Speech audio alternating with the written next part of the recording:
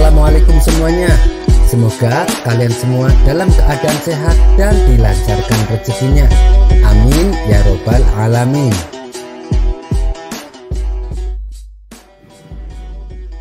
Dikisahkan Tuan Hamid sedang mengadakan acara pesta atas pernikahan anak satu-satunya.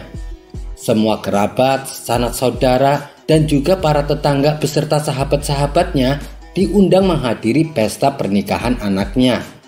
Begitu pula dengan Abu Nawas, ia diundang ke acara pesta tersebut. Dengan mengenakan jubah terbaiknya, Abu Nawas berangkat menuju rumah Tuan Hamid. Kedatangan Abu Nawas mendapat sambutan yang penuh hangat. "Wahai sahabatku Abu Nawas, selamat datang di rumahku. Silahkan masuk," sambut Tuan Hamid. "Terima kasih Hamid. Semoga pernikahan anakmu diberkahi dan mendapat ridho dari Allah," balas Abu Nawas. "Amin.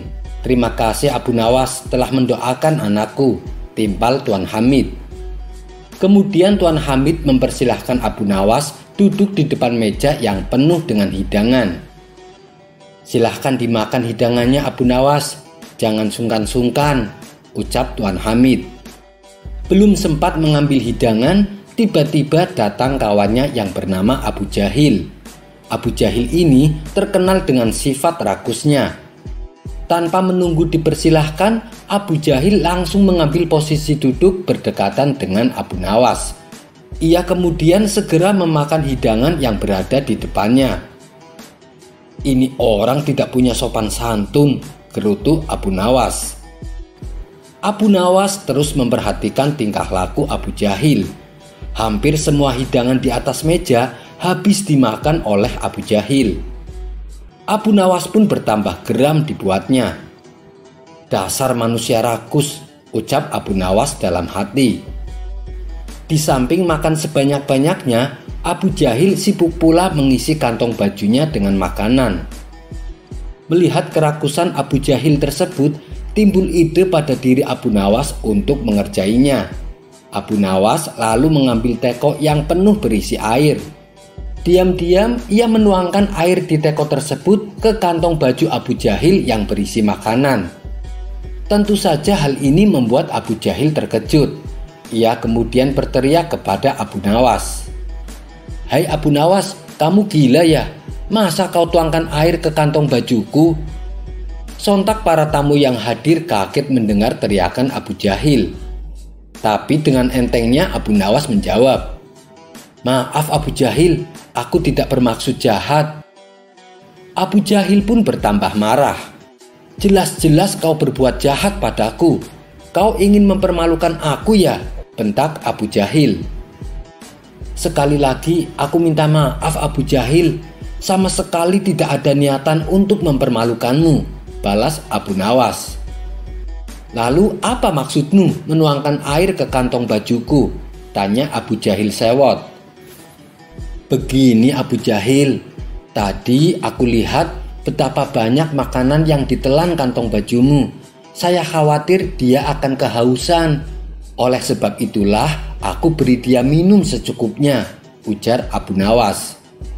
Spontan para tamu yang hadir tertawa terpingkal-pingkal mendengarnya. Apalagi ketika mereka melihat makanan yang di kantong Abu Jahil telah basah semua oleh air. Abu Jahil yang tadinya marah mendadak berubah menjadi salah tingkah. Karena tak kuat menahan malu, Abu Jahil langsung pergi meninggalkan pesta tersebut. Kisah selanjutnya. Entah apa yang merasuki Baginda Raja. Hari itu Baginda terlihat sangat marah kepada Abu Nawas tanpa sebab. Abu Nawas yang merasakan gelagat rajanya itu tak berani menatap. Ia senantiasa menundukkan kepalanya. "Hei Abu Nawas, aku ada permintaan dan kamu harus bisa mengabulkannya," titah Baginda Raja. "Ampun Paduka yang mulia, kiranya permintaan apa yang Paduka inginkan?"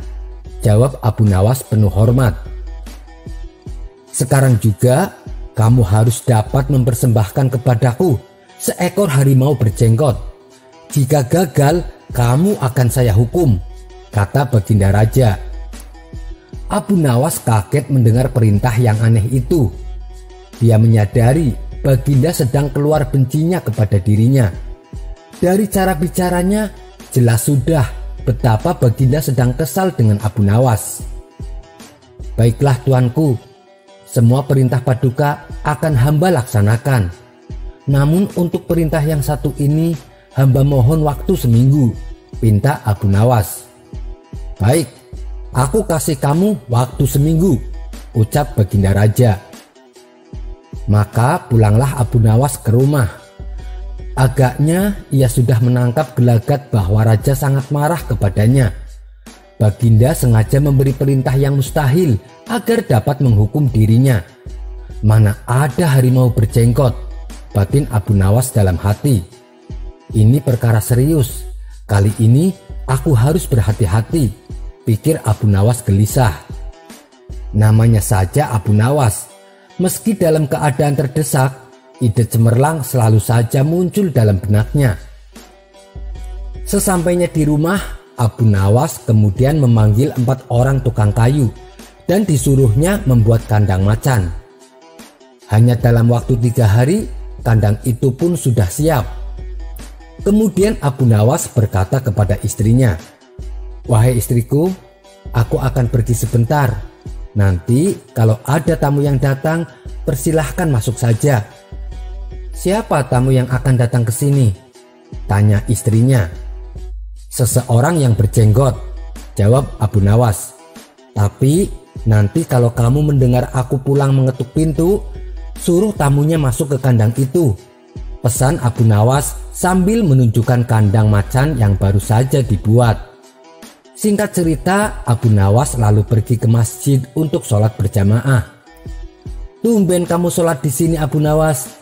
tanya penghulu kerajaan. Penghulu itu sudah dari dulu memendam rasa suka kepada istri Abu Nawas. Ia terkadang menggoda istri Abu Nawas tatkala sedang belanja di pasar. Dan tujuan Abu Nawas ke masjid itu memang supaya bisa bertemu dengannya. Ia ingin memberi pelajaran kepadanya sekaligus mengabulkan permintaan Baginda Raja. Abu Nawas lalu pura-pura curhat kepadanya. "Begini Tuan Penghulu, saya mau menceritakan hal ini kepada orang lain. Tapi kalau tidak kepada Tuan Penghulu, kepada siapa lagi saya mengadu? Tadi malam saya ribut dengan istri saya, Tuan Penghulu. Itu sebabnya saya tidak mau pulang ke rumah," kata Abu Nawas berpura-pura. Pucuk dicinta, ulam pun tiba, pikir penghulu itu.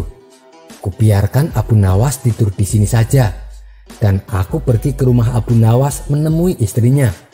Sudah lama aku menaruh hati kepada perempuan cantik itu. Otak nakal penghulu itu mulai berandai-andai. "Wahai sahabatku Abu Nawas, bolehkah aku menyelesaikan perselisihan antara kamu dengan istrimu itu?" tanya si penghulu. Abu Nawas menjawab, "Silahkan Tuan, hamba sangat berterima kasih atas kebaikan hati Tuan." Maka pergilah si penghulu ke rumah Abu Nawas dengan hati berbunga-bunga. Dan dengan wajah berseri-seri diketuknya pintu rumah Abu Nawas. Begitu pintu terbuka, ia langsung menggandeng tangan istri Abu Nawas dan diajak duduk bersanding. Maka keluarlah rayuan-rayuan maut dari mulut si penghulu. "Hai Adinda, apa gunanya punya suami jahat dan melarat? Lagi pula Abu Nawas hidupnya tak karuan. Lebih baik kamu jadi istriku saja. Kamu dapat hidup senang dan bisa membeli apapun yang Dinda inginkan. Daripada kamu hidup dengan Abu Nawas, kerjanya bertengkar terus." Istri Abu Nawas kaget dengan perkataan si penghulu itu. Sejak kapan dirinya bertengkar dengan Abu Nawas suaminya? Ketika istri Abu Nawas hendak membantahnya, tiba-tiba terdengar suara ketukan pintu. Ia pun mengurungkan niatnya. Sementara Tuan Penghulu terlihat gelingsatan mendengar ketukan pintu tersebut. "Kemana aku harus bersembunyi?"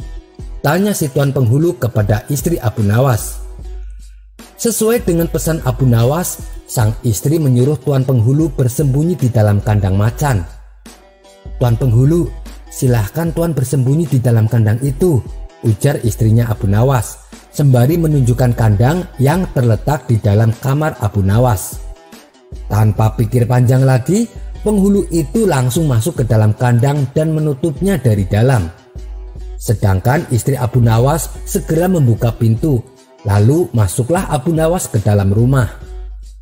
"Hai istriku, apa yang ada di dalam kandang itu?" tanya Abu Nawas pura-pura. "Tidak ada apa-apa wahai suamiku," jawab istrinya. "Lalu apa putih-putih itu?" tanya Abu Nawas kembali. Dilihatnya penghulu itu gemetaran karena malu dan ketakutan. Kemudian Abu Nawas segera menutupi kandang itu dengan kain putihnya. Tidak lama setelah itu, Abu Nawas memanggil 8 orang prajurit kerajaan dan menyuruhnya memikul kandang tersebut untuk dibawa ke istana. Di sepanjang perjalanan, para penduduk penasaran. Abu Nawas berhasil menangkap harimau berjenggot. Tapi sayang, mereka tak bisa melihatnya karena kandang tersebut ditutupi kain putih.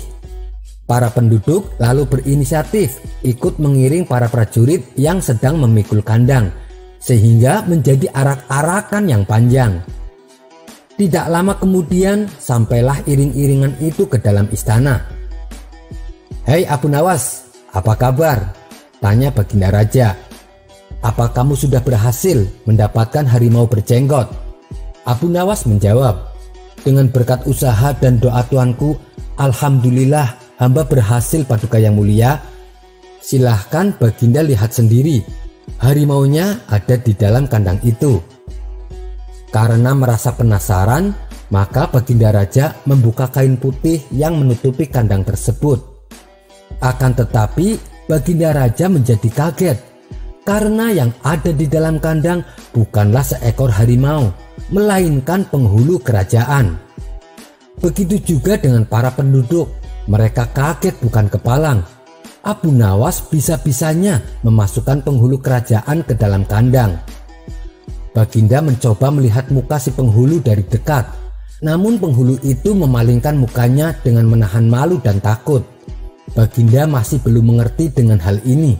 Ia pun lalu bertanya kepada Abu Nawas, "Ini maksudnya apa Abu Nawas?" "Ya tuanku, itulah harimau berjenggot," jawab Abu Nawas. Baginda Raja semakin bertambah bingung. Bagaimana mungkin penghulu kerajaan disebutnya sebagai harimau berjenggot? Belum sempat Baginda Raja kembali bertanya, Abu Nawas langsung menjelaskan, "Begini Paduka Yang Mulia, ketika saya sedang keluar rumah, harimau itu mencoba memangsa istri saya. Untungnya saya sudah membuat perangkap sehingga harimau itu bisa tertangkap dan masuk ke kandang." Bukan main murkanya Baginda Raja kepada penghulu itu, sebab ia yang semestinya menegakkan hukum, ia pula yang melanggarnya. Ia telah berkhianat. Baginda segera memerintahkan prajurit untuk mengeluarkan penghulu itu dari kandang dan diarak keliling pasar agar diketahui oleh seluruh penduduk betapa aibnya orang yang berkhianat. Kisah selanjutnya. Abu Nawas terkadang dianggap sebagai orang yang bodoh. Itu disebabkan karena perilaku dan perkataannya yang seringkali di luar nalar. Namun sebenarnya Abu Nawas adalah orang yang pintar dan cerdas. Ia juga terkenal akan kebijaksanaannya. Banyak orang yang ingin bertemu dengannya dengan tujuan hanya ingin menguji seberapa cerdas dan pintarnya Abu Nawas. Mereka adalah orang-orang yang nyatanya hanya tahu sedikit ilmu, namun merasa memahami berbagai ilmu. Meski demikian, Abu Nawas tetap meladeni mereka. Bahkan dirinya berbicara sesuai dengan tingkat kecerdasan lawan bicaranya. Tidak heran jika terkadang Abu Nawas akan bersikap seperti orang bodoh. Itu semata-mata karena ia menyesuaikan lawan bicaranya.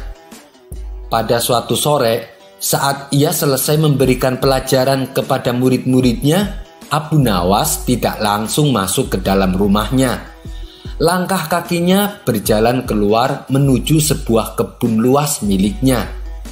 Sesampainya di sana, Abu Nawas melepas rasa penatnya dengan duduk santai di bawah pohon arbei. Ia melepaskan sorban dari kepalanya untuk menikmati semilir angin yang berhembus. Kedua matanya mengamati kebunnya yang luas. Ada banyak sekali buah yang ia tanam di sana. Kini pandangannya tertuju pada tanaman labu yang sudah berbuah dan kian membesar. Itu pertanda bahwa sebentar lagi dia akan bisa memanen tanaman labu tersebut. Sungguh berkah yang luar biasa.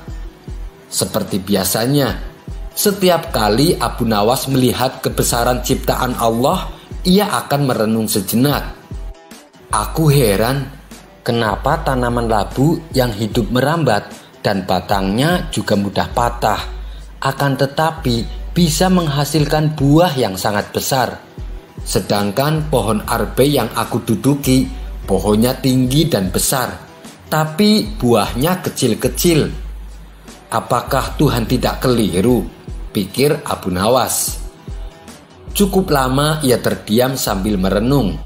Sesekali angin bertiup kecil di sekitarnya, menggerakkan ranting pohon arbei, lalu mereka bergesekan satu sama lain.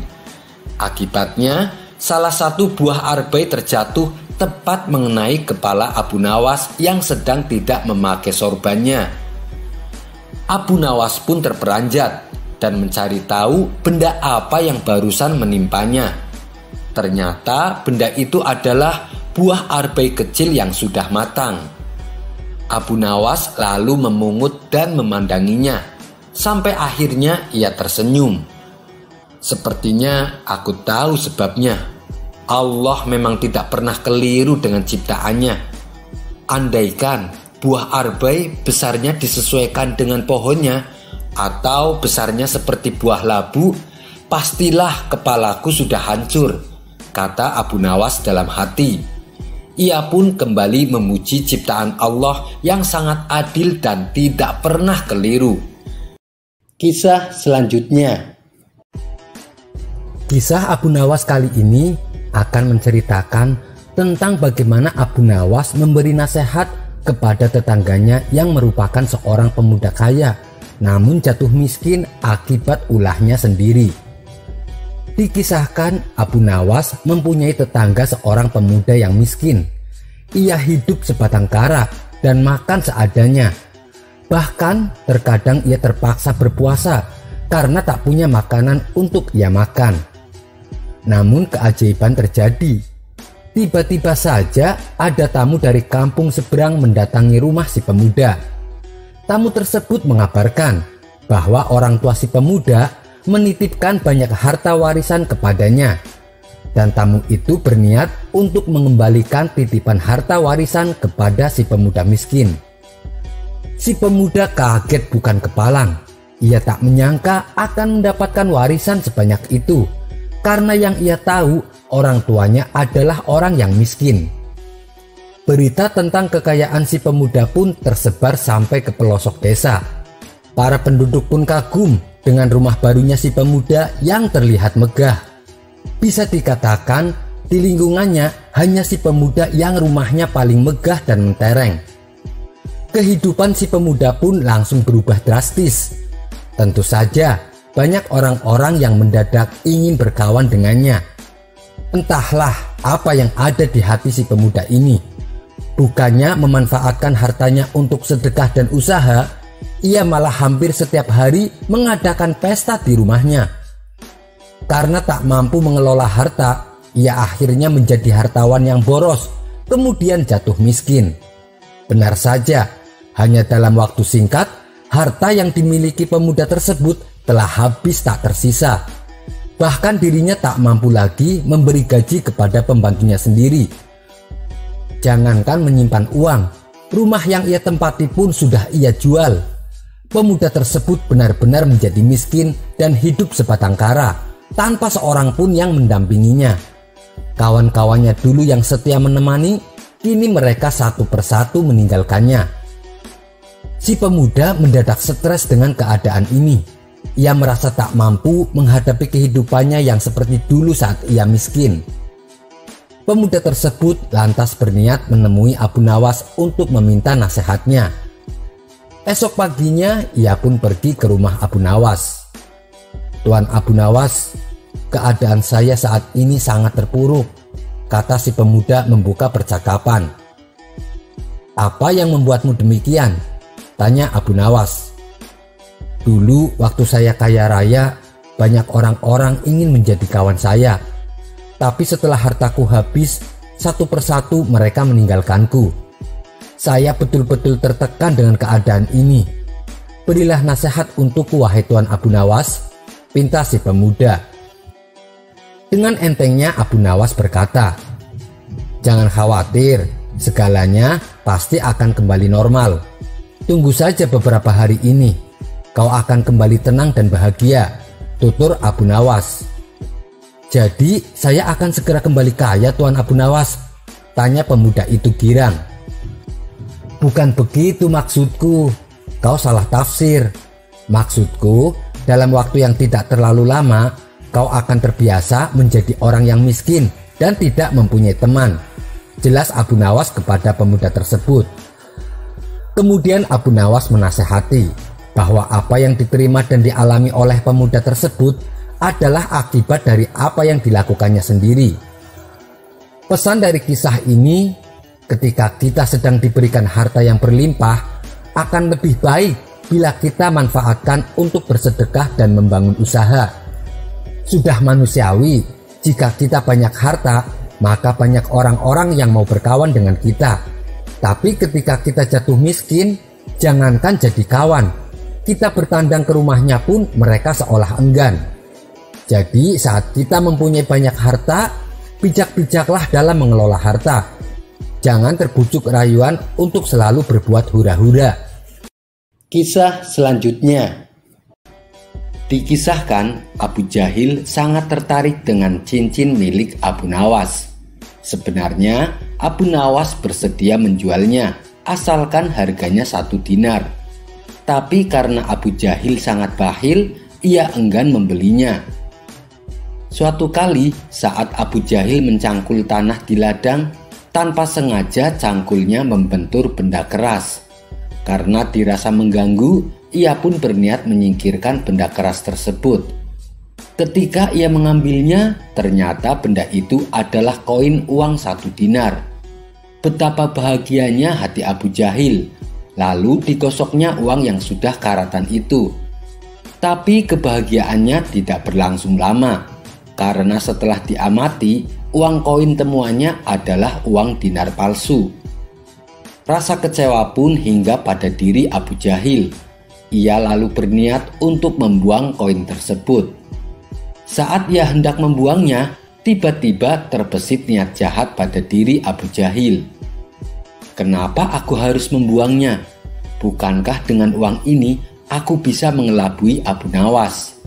Aku akan membeli cincinnya dengan uang palsu ini," pikir Abu Jahil dalam hati. Maka datanglah ia menemui Abu Nawas. "Hei Abu Nawas, apa kamu masih berniat menjual cincinmu?" tanya Abu Jahil.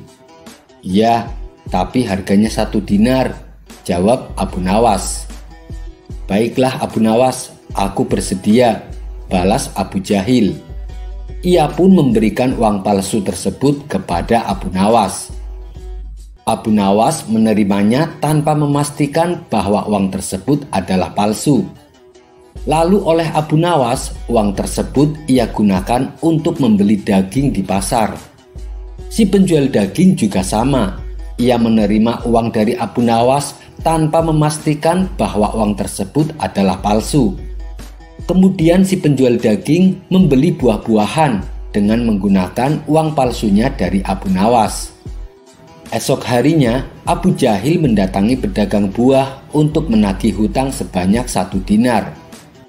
"Kamu sudah janji, katanya hari ini kamu akan melunasi hutangmu," kata Abu Jahil.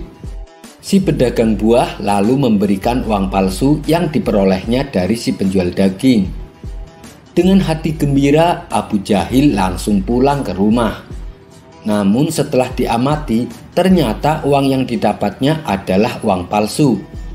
"Kurang ajar, dia telah menipuku," ucap Abu Jahil emosi. Ia pun pergi menghadap Tuan Hakim untuk mengadukan si penjual buah. "Tuan Hakim, si penjual buah telah menipuku. Dia membayar hutangnya pakai uang palsu," keluh Abu Jahil. Mendengar keluhan Abu Jahil, kemudian Tuan Hakim memanggil si pedagang buah. "Kenapa kamu membayar hutang pakai uang palsu?" tanya Tuan Hakim. "Ampun Tuan Hakim, saya sendiri tidak tahu. Saya mendapatkan uang tersebut dari si penjual daging," jawab si penjual buah. Maka dipanggillah si penjual daging untuk menghadap Tuan Hakim. "Apakah benar kemarin kamu beli buah-buahan pakai uang ini?" tanya Tuan Hakim kepada si penjual daging. "Iya, benar Tuan Hakim. Memangnya kenapa?" tanya balik si penjual daging.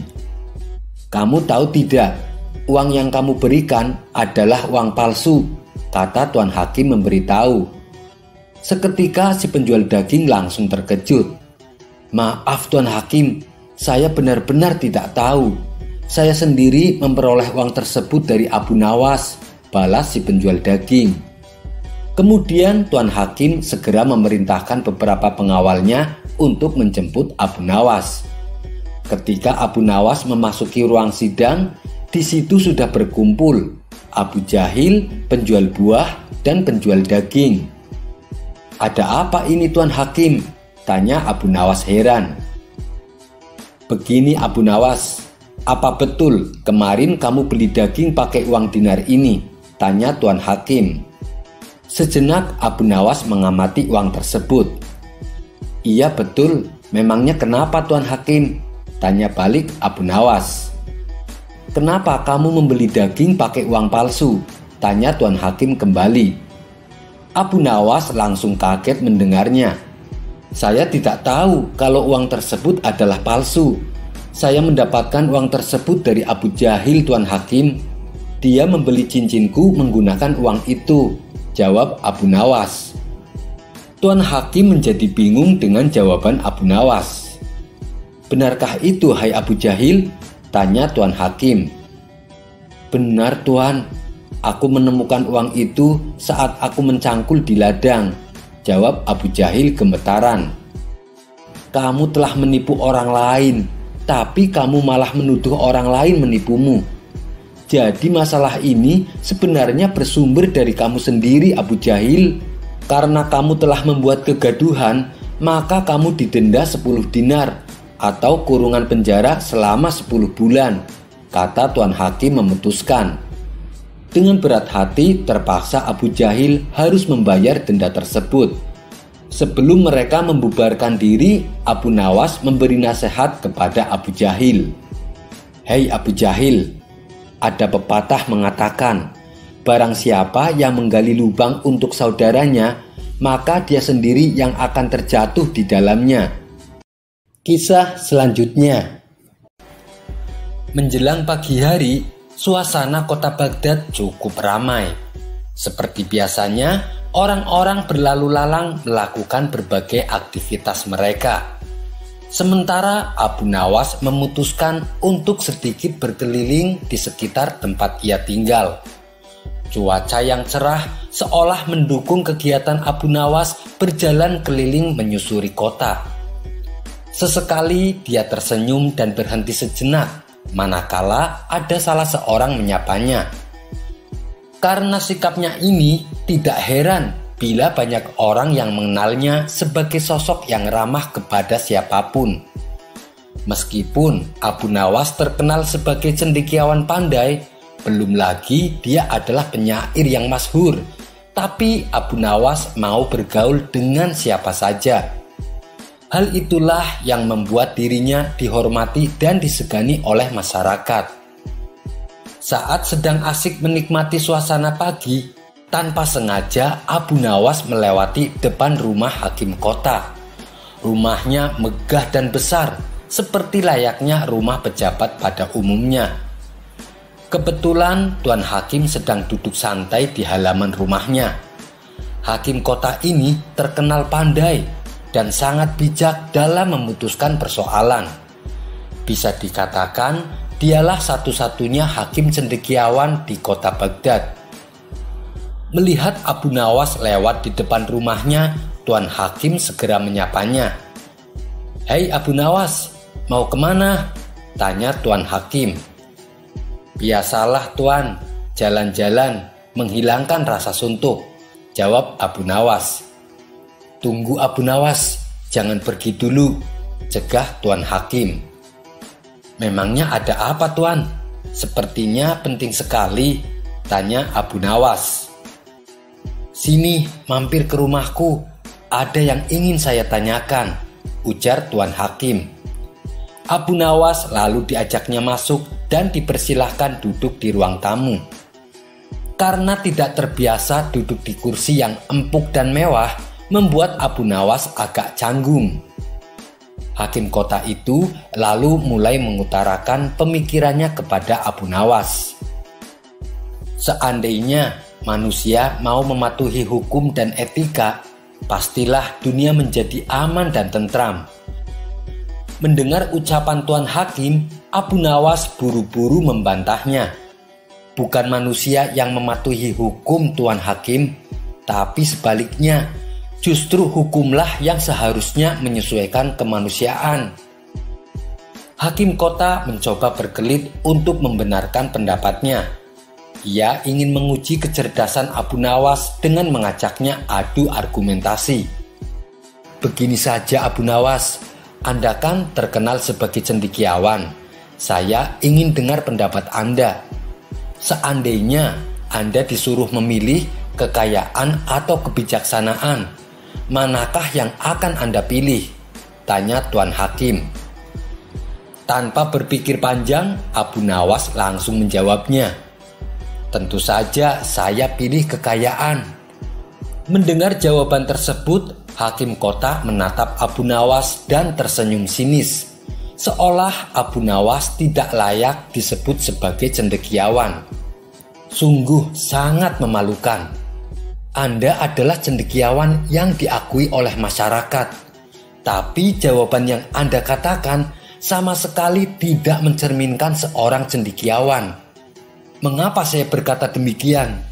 Karena Anda lebih memilih kekayaan dibandingkan kebijaksanaan," tutur Tuan Hakim. Namun dengan santainya Abu Nawas balik bertanya, "Kalau Tuan sendiri, apa yang akan Tuan pilih? Kekayaan atau kebijaksanaan?"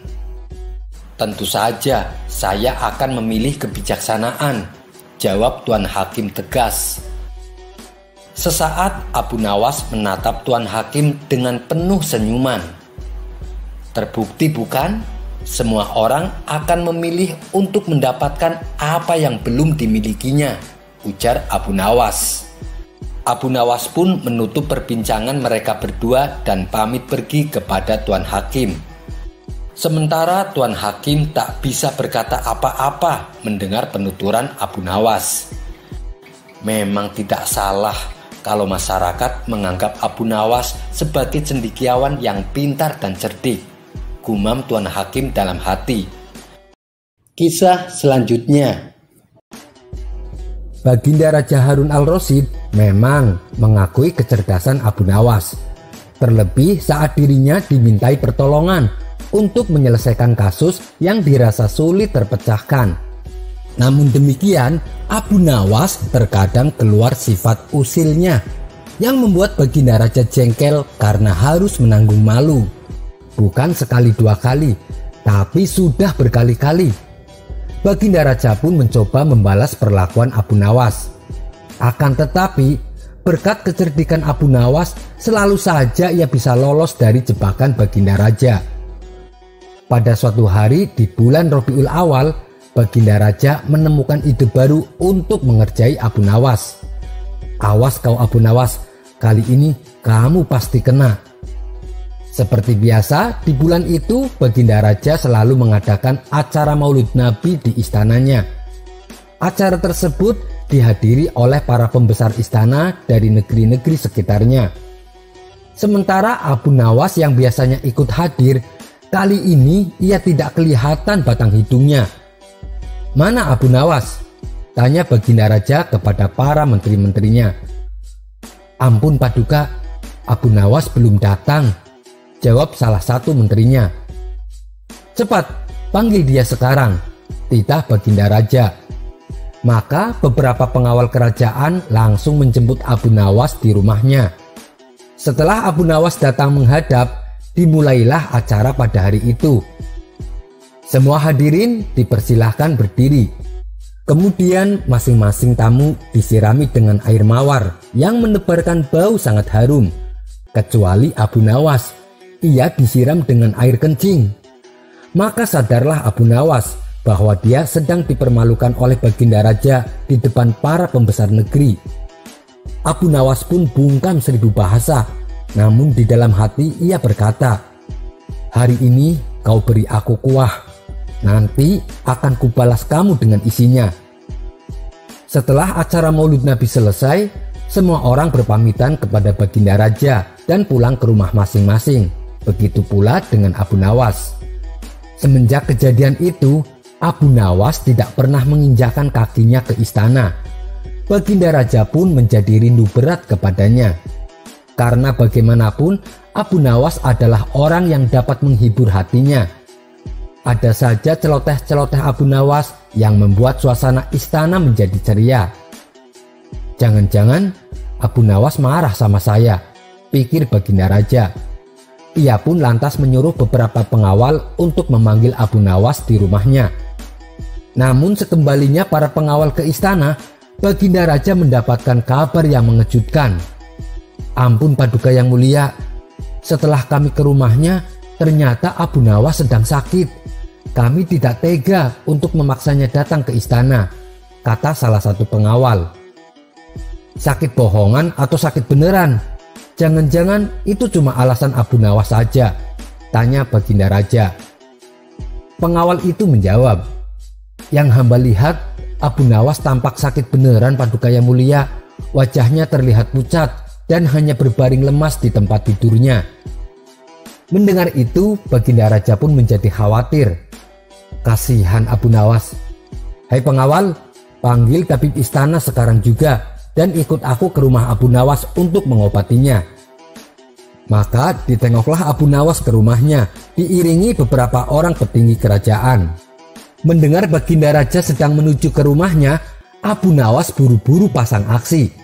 Matanya terpejam, wajahnya dibuat pucat, badannya pun dibaringkan di tempat tidurnya. Namun sebelum itu, Abu Nawas telah menyuruh istrinya untuk menyiapkan obat yang namanya obat makjun. Obat makjun yaitu ramuan obat yang dibuat seperti dodol bulat, dan 2 butir diantaranya telah dibubuhi dengan tinja. Setibanya Baginda Raja di rumah Abu Nawas, Baginda langsung masuk menjenguknya, sementara para petinggi istana menunggunya di luar. Tampaklah Abu Nawas yang terbaring lemas dengan wajahnya yang begitu pucat. "Abu Nawas, aku membawakan tabib untuk mengobatimu," ucap Baginda Raja penuh iba. "Tidak usah Baginda, saya tidak mau merepotkan Baginda. Saya sudah punya ramuan obat sendiri. Saya mendapatkan resep obat tersebut dari kakek tua sakti yang misterius. Beliau mendatangi saya lewat mimpi," balas Abu Nawas dengan suara lirih. Tidak lama kemudian masuklah istri Abu Nawas dengan membawa 3 butir obat makjun, di mana 3 obat tersebut 2 diantaranya telah dibubuhi dengan tinja. Abu Nawas lalu mengambil salah satu obat yang tidak dibubuhi dengan tinja. Ia pun lalu menelannya. Ajaib, seketika itu juga Abu Nawas langsung terlihat sehat. Ia pun langsung berdiri tegak seolah tidak pernah merasakan sakit. Melihat keajaiban itu, Baginda Raja pun merasa takjub. "Obat apa yang kamu telan Abu Nawas?" tanya Baginda Raja heran. "Ini namanya obat makjun Paduka yang mulia," jawab Abu Nawas penuh semangat. "Yang sakit bisa langsung menjadi sembuh, yang sehat akan bertambah perkasa," imbuh Abu Nawas. "Luar biasa obat itu," gumam Baginda Raja. "Boleh aku minta satu obatmu, Abu Nawas?" pinta Baginda Raja. Abu Nawas menjawab, "Siapa sih yang berani menolak keinginan Baginda Raja? Tentu saja boleh, Paduka yang mulia. Tapi ada caranya, Paduka yang mulia. Bila Paduka akan menelan obat ini, hendaklah Paduka berbaring seperti hamba tadi. Tidak boleh sambil duduk, apalagi dengan berdiri." Maka Baginda pun berbaring di tempat tidur Abu Nawas. "Pejamkan mata, tuanku," kata Abu Nawas. Begitu mata Baginda terpejam, Abu Nawas cepat-cepat memasukkan butiran makjun itu ke mulut Baginda Raja. Tiba-tiba Baginda Raja langsung bangkit karena obat itu menyangkut di batang tenggorokannya. Sambil membelalakan matanya, Baginda Raja berteriak, "Hei Abu Nawas, kamu beri aku makan tinja ya?" Maka Abu Nawas pun dengan penuh hormat berkata kepada Baginda Raja, "Baginda Raja masih ingat kan ketika dulu ada acara di istana? Baginda memberi saya kuahnya. Sekarang gantian, saya ingin memberi Baginda Raja isinya." Mendengar itu, Baginda Raja pun tak bisa berbuat apa-apa. Ia menyadari kesalahannya telah berbuat nakal kepada Abu Nawas. Jikalau Baginda tidak memberi hamba uang 100 dinar, kejadian ini akan hamba ceritakan kepada orang-orang, ancam Abu Nawas. "Jangan Abu Nawas, jangan. Kamu diam saja. Jangan ngomong kepada siapa-siapa. Nanti ku beri kau uang 100 dinar, jawab Baginda Raja. Setelah itu, Baginda Raja pun pulang ke istana dengan perasaan dongkol. Sementara para pejabat kerajaan yang mendampinginya dibuat heran dengan tingkah Baginda Raja. Pasalnya, Baginda Raja berkali-kali membuang ludah di sepanjang perjalanan pulang. Sekian dulu perjumpaan kita kali ini. Sampai bertemu lagi di kisah selanjutnya. Terima kasih yang sudah subscribe dan setia menonton channel ini. Wassalamualaikum warahmatullahi wabarakatuh.